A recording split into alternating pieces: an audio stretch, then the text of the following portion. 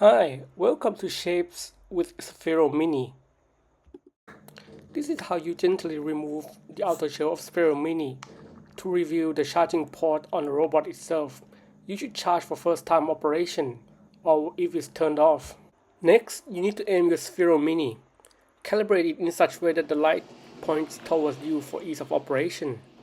Next, we make Sphero Mini travel in a straight line. Make sure you have the angle and speed and time adjust correctly for the correct results. Forward and backward.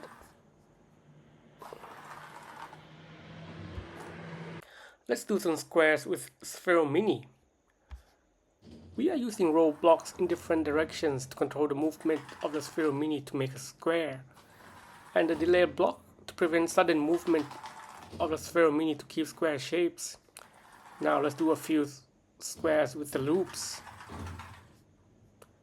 Also, aiming is very important. It is recommended you aim after each exercise to make sure the angles are correct, meaning the Sphero Mini faces the correct direction that you want it to.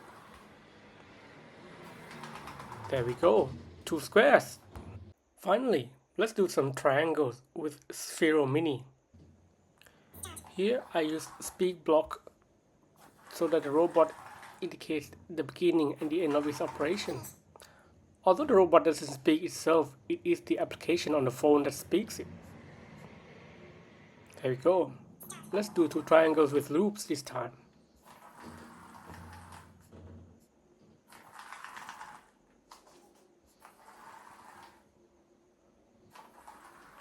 Now, there's 2 triangles right there. That was pretty interesting. This is the end of the short course. Thank you for playing with me.